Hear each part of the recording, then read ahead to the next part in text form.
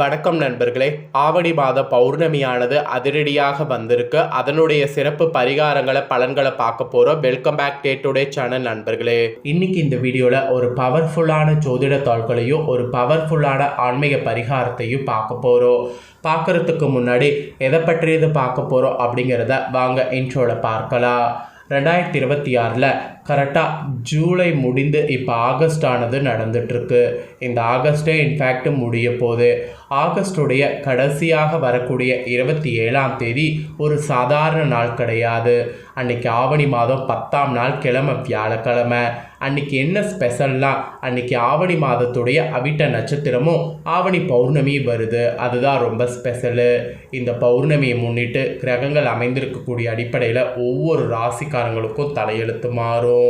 அந்த தலையெழுத்து மாறுவது அதிர்ஷ்டமாகவும் இருக்கலாம், ஆபத்தாகவும் இருக்கலாம். ஆனால் தலையெழுத்து கண்டிப்பாக மாறும். அப்படி மாறக்கூடிய தலையெழுத்தை தான் இந்த வீடியோவில் கடக ராசிக்காரங்களுக்கு ஷேர் பண்ண போகிறேன். பல தடைகளை தாண்டி என்ன நடக்க போகுது அப்படிங்கிற முக்கியமான சில தாள்களை இந்த வீடியோவில் உங்களுக்கு ஷேர் பண்ணுறேன். அதெல்லாம் என்னங்கிறத கடக ராசிக்காரங்க தெரிஞ்சுக்குங்க. தெரிஞ்சு அதற்கேற்ப நடந்து பலன் பெறுங்க. கூடவே இந்த பௌர்ணமி ஒரு அதிர்ஷ்டம் தரக்கூடிய பௌர்ணமி. அதனால் இந்த பௌர்ணமியில் உங்கள் ராசிக்காரங்க என்ன பரிகாரம் செய்தால் அதிர்ஷ்டம் உங்களுக்கு வரும் அப்படிங்கிறதையும் சொல்ல போகிறேன். அதையும் இந்த வீடியோவில் மெயினாக தெரிஞ்சு அந்த ஒரு பரிகாரத்தையும் பண்ணி பயன்பெறுங்க. முதல்ல இந்த பௌர்ணமி அன்னைக்கு கிரகங்கள் என்ன மாதிரி அமைஞ்சிருக்கு அப்படிங்கிறத ஷேர் பண்ணுறேன். கிரகங்கள் என்ன மாதிரி அமைஞ்சிருக்கு அப்படிங்கிறத தெரிஞ்சுக்குங்க. ஸோ உங்கள் ராசிக்கு பார்த்தீங்கன்னு வச்சுக்கோங்களேன், இந்த டைம் ஒரு யோகமானது உருவாகுதுங்க. ஆக்சுவலி சூரியன் பார்த்தீங்கன்னு வச்சுக்கோங்களேன், சிம்ம ராசியில் பயிற்சி ஆகக்கூடிய மாதம் தான் ஆவணி மாதம். இந்த மாதத்தில் சூரியன் பயிற்சி ஆகக்கூடிய அந்த சிம்ம ராசியில் கேது இருக்கிறாரு. கேதுவுடன் சூரியன் இணைகிறாரு. இதை தொடர்ந்து புதனும் சிம்ம ராசியில் நுழைகிறாரு. சிம்ம ஒரு ராசியில் சூரியன் கேது புதன் 3 பேரும் சேர்ந்து இந்த பௌர்ணமியில் வலுவாக இருக்க போகிறாங்க.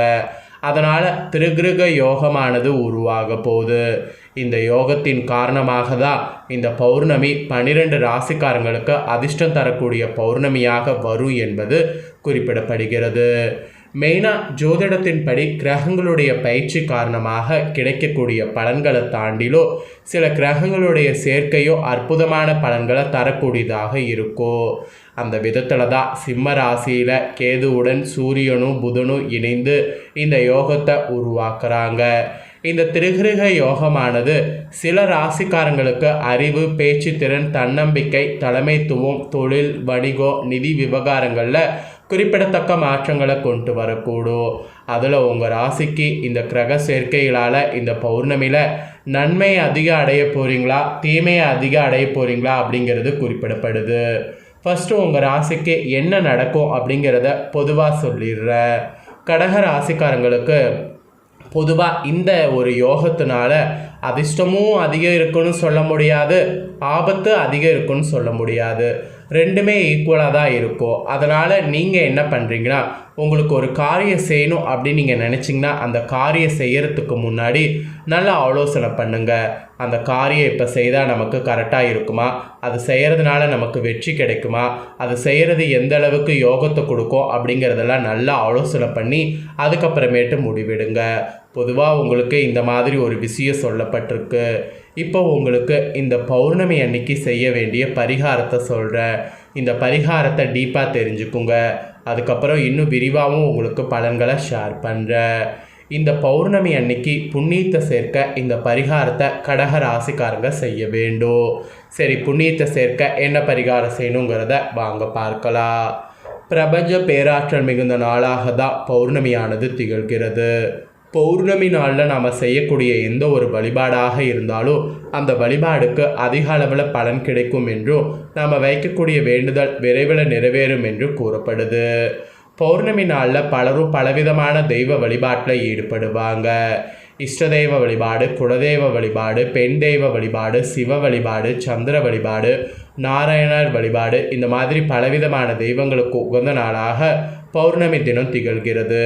அப்படிப்பட்ட சிறப்பு வாய்ந்த பௌர்ணமி நாளில் நீங்கள் செய்யக்கூடிய ஒரு எளிமையான பரிகாரம் உங்களுடைய கர்ம வினைகளை நீக்கி புண்ணியத்தை சேர்க்கும்.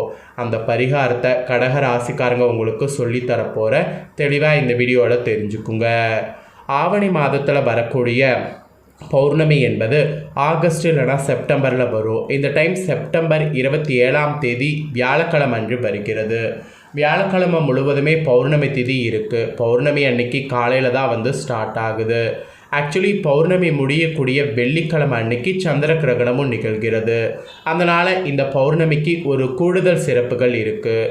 பொதுவாக பௌர்ணமி தினத்தில் முழு நிலவை பார்த்து பலவிதமான வழிபாடுகளை பரிகாரங்களை செய்ய வேண்டும் என்றும் அப்படி செய்வதன் மூலம் செல்வ செழிப்போடு வாழ முடியும் என்று சொல்லப்படுது. அதனால தான் இந்த பௌர்ணமி நாளில் கடக ராசிக்காரங்க உங்களுடைய பாவ கணக்கையும் கர்ம வினைகளையும் குறிப்பதற்கு பரிகாரத்தை செய்ய வேண்டும்ங்கிறத சொல்ல வர. பொதுவாக இந்த பௌர்ணமி தினத்தில் மாலை நேரத்தில் நிலவு வானத்தில் வந்த பிறகு இந்த ஒரு வழிபாடு செய்ய வேண்டும். அப்போ தான் இந்த பரிகாரத்திற்கு அதிக அளவு பலன் கிடைக்கும். மாலையில் 6 மணிக்கு வீட்டில் தீபம் ஏற்றி உங்களுக்கு தெரிந்த ஸ்லோகத்தை சொல்லி வழிபாடு ஸ்டார்ட் பண்ணுங்கள். அதோடு பரிகாரத்தையும் சேர்த்து செய்யுங்க. இந்த பரிகாரத்திற்கு ஏதாவது ஒரு இலை ஒன்று வேண்டும். வெத்தலை, செம்பருத்தி இலை, வாழை இலை, மா இலை, அரச இலை இந்த மாதிரி ஏதாவது ஒரு விலையை எடுத்துக்கோங்க. அந்த இலையை சுத்தம் செய்து விட்டு பூஜையில் வைங்க. அந்த இலைக்கு மேல் ஒரு கட்டி வெள்ளத்தை வைங்க. பௌர்ணமி பூஜை வீட்டில் செய்கிறீங்கள, அப்போ இந்த இதை வைத்துட்டு கரெக்டாக சந்திரன் வந்ததுக்கு பின்னாடி சந்திரன்கிட்ட எடுத்துகிட்டு போய் அதை வந்து நெய்வேத்தியமாக அவருக்கு காட்டுற மாதிரி காட்டி ஓம் சந்திர மௌலீஸ்வராய நமக அப்படிங்கிற மந்திரத்தை 3 முறை கூறுங்க. பிறகு திரும்பவும் இந்த வெள்ளத்தை வந்து எடுத்துகிட்டு வந்து பூஜையில் விளக்கேற்றி வச்சுருப்பீங்களா அங்கே வச்சிருங்க. ஸோ விளக்கு அணையக்கூடிய நேரத்தில் தூங்குறதுக்கு முன்னாடி இந்த வெள்ளத்தை அப்படியே கொண்டு போய் வீட்டு வாசலில் வந்து வைத்திடுங்க. அன்றைக்கி இரவு முழுக்க வீட்டு வாசல்லே வந்து இருக்கட்டும். மறுநாள் காலையில் வாசல் சுத்தம் செய்யும் பொழுது மீத இருக்கக்கூடிய வெள்ளத்தை ஓரமாக கால்படாத இடத்துல வைத்திடுங்க. இப்படி இரவு முழுவதும் வெள்ள நிலைவாசலில் இருப்பதன் மூலம் அந்த வெள்ளத்தை உண்பதற்கு எறும்புகள் நம் வீடு தேடி வரும். வெள்ளத்தை சேகரித்து செல்லும். இப்படி பௌர்ணமி நாளில் எறும்புகளுக்கு நீங்கள் தானம் செய்வதன் மூலம் உங்களுடைய கர்ம வினைகள் படிப்படியாக குறைவதோடு உங்களுக்கு புண்ணியங்களும் உண்டாகும். தானத்திலே சிறந்தது அன்னதானம். அன்னதானம் என்பது மனிதர்களுக்கு மட்டும் செய்யக்கூடியதல்ல. உயிருள்ள எந்த ஜீவனுக்கு வேண்டுமானாலும் வயிறு நிறைய உணவு தருவது அன்னதானம். அந்த வகையில் இந்த ஒரு எளிமையான பரிகாரத்தை நீங்கள் செய்தீங்கன்னா உங்கள் கடக ராசிக்காரங்களுக்கு கர்ம வினைகள் குறையும். அதோடு நீங்கள் நினச்ச மாதிரி புண்ணியமும் வந்து சேரும். அதனால் உங்களுக்கு அதிர்ஷ்டமும் பெருகும். அதனால் இந்த ஒரு பரிகாரத்தை பார்த்தீங்கன்னு வச்சுக்கோங்களேன், கடக ராசிக்காரங்க செய்யாமல் இருக்காதீங்க. கண்டிப்பாக இந்த பரிகாரத்தை செய்திங்கன்னா நிறைய புண்ணியம் வந்து உங்களுக்கு வந்து சேரும். அதனால் இந்த பரிகாரத்தை வந்து கடக ராசிக்காரங்க செய்து மிகப்பெரிய புண்ணியத்தை அடைந்து அதன் மூலிமா வெற்றியை வந்து அடைந்துடுங்க. என்ன கடக ராசிக்காரங்களே, உங்களுக்கு ஆவணி பௌர்ணமியுடைய பலன்கள் பரிகாரங்கள் தெரிஞ்சுக்கிட்டீங்களா? இதற்கேற்ப நடந்து பலன் பெறுங்க. இதை உங்கள் ஃப்ரெண்ட்ஸ் ஃபேமிலிக்கும் வாட்ஸ்அப் ஃபேஸ்புக்கில் வீடியோவை ஷேர் பண்ணுங்கள். அவங்களும் பார்த்து பயன்பெறட்டும். இதே போல் புதிய தகவல்களை தெரிந்து கொள்ள நோட்டிஃபிகேஷன் வரணும்னு நினச்சிங்கன்னா சேனலை சப்ஸ்கிரைப் பண்ணனா சப்ஸ்கிரைப் பண்ணி பெல் பண்ண ப்ரெஸ் பண்ணுங்கள்.